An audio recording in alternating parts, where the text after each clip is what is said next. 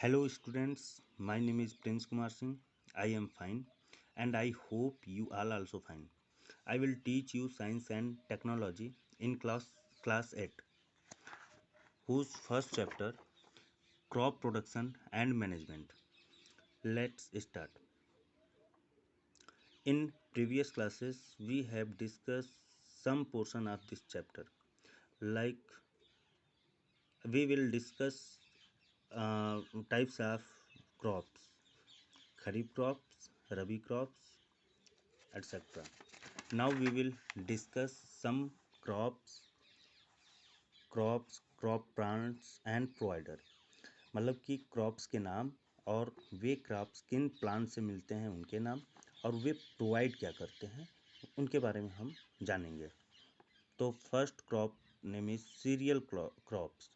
Serial हमें मिलता है राइस से, wheat, maize, Regi and barley, और ये सभी प्लांट्स से हमें कार्बोहाइड्रेट्स प्रोवाइड होता है।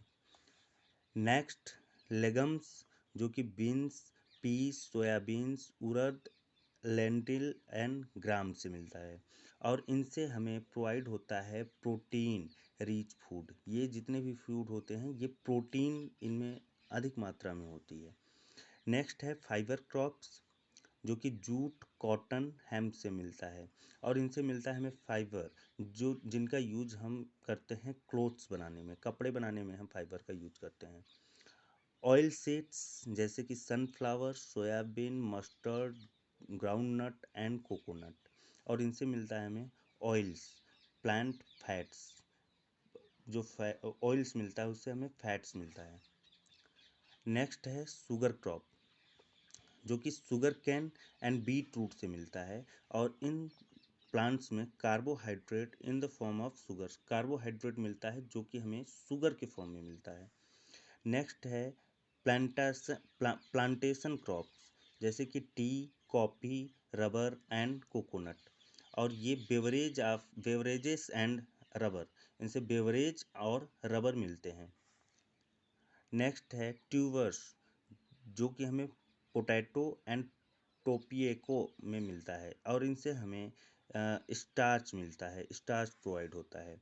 नेक्स्ट है स्पाइसेस, जो कि ginger, turmeric, chillies, garlic, mint, pepper and clove से मिलता है, और इनसे हमें स्पाइसेस एंड कंडीमेंट्स मिलते हैं, ये हमें प्रोवाइड करते हैं। तो ये कुछ क्रॉप्स प्लांट्स और प्रोवाइडर्स के नाम थे।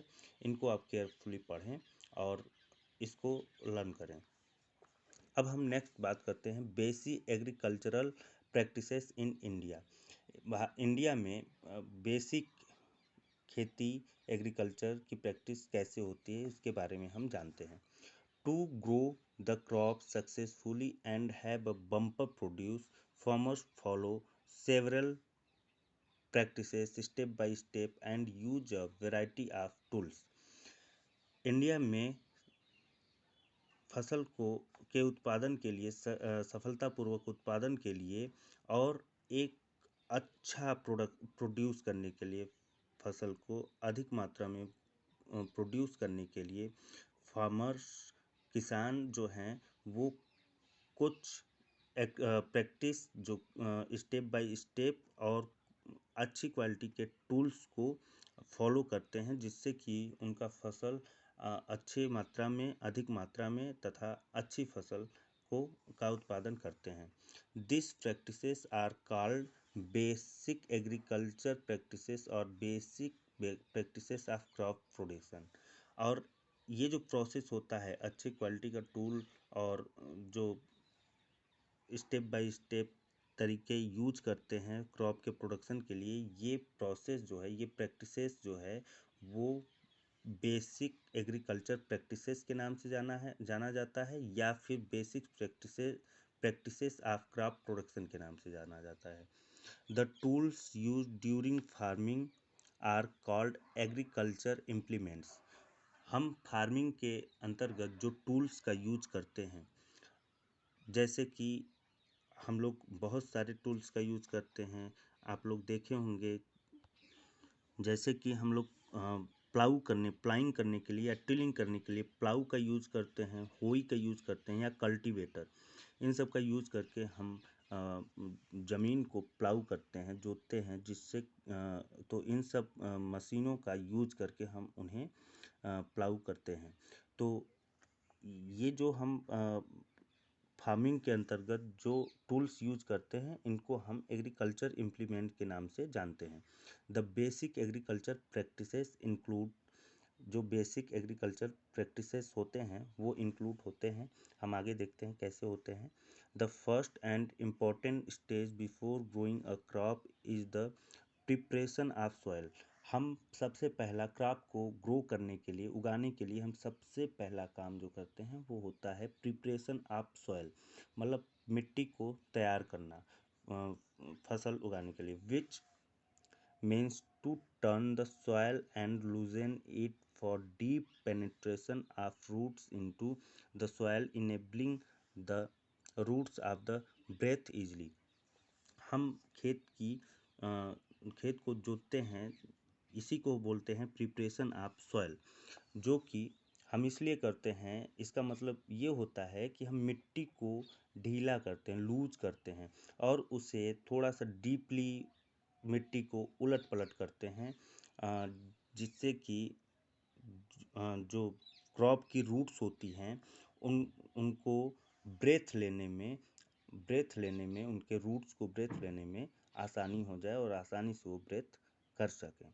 Soil contains minerals, water, air and some living organism.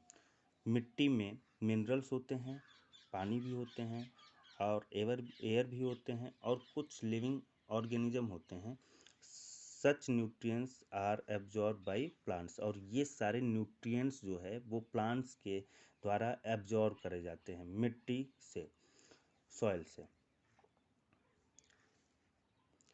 So first stage for crop grow we preparation of soil. हम मिट्टी सॉइल का प्रिपेयर करते हैं। प्रिपेयर करने का मतलब कि सॉइल को हम टर्न करते हैं, लूज करते हैं, मतलब कि उलट फेर करते हैं, उसको मिट्टी को ढीला करते हैं। Plant growth takes place only in the first few centimeters of the top layer of soil, which is nutrients rich। Plants के ऊपरी परत के कुछ सेंटीमीटर में ही प्लांट्स का ग्रोथ होता है। ये जो कुछ सेंटीमीटर के ऊपरी परत होते हैं, ये इनमें न्यूट्रिएंट्स बहुत अधिक मात्रा में पाई जाती है, जिससे कि प्लांट्स ग्रोथ बहुत ही अच्छी तरीके से करते हैं। The process of turning and loosening the soil using a plough is called ploughing और टिलिंग। जो टर्निंग और लूजनिंग, सॉइल को टर्निंग और लूज करने का जो प्रोसेस होता है, प्लाऊ की हेल्प से हम जो टर्न करते हैं और लूज करते हैं, इस प्रोसेस को हम प्लॉइंग और टिलिंग कहते हैं। Now we will discuss advantages of ploughing. Ploughing से एडवांटेज क्या हैं, लाभ क्या होते हैं। Loosens the soil allowing deeper penetration of roots. ये सॉइल को लूज करते हैं और रूट्स को मजबूत बनाते हैं। Second, helps to mix manure and fertiliser with the soil.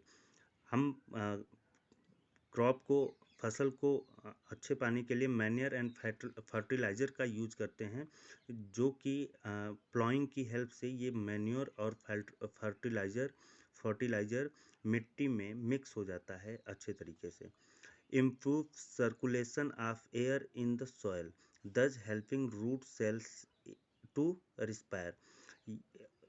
Ploughing की हेल्प से एयर मिट्टी में अच्छी तरीके से सर्कुलेट करता है, जो कि रूट सेल को रिस्पायर करने में मदद मिलती है।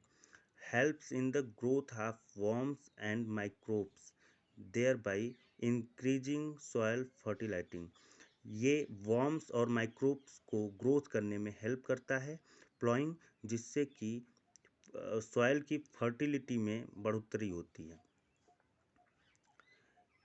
Increases the water retention capacity of soil, और ये वाटर रिटेंशन को बढ़ाता है, कैपेसिटी को बढ़ाता है। Undesirable plants called weeds are remove, और वे प्लांट्स जो कि हमें ज़रूरत नहीं होती, अनडिजायरेबल होते हैं, उन्हें हम आसानी से रिमूव कर लेते हैं with the help of ploughing. I hope student this topic understand by you clearly. Thank you.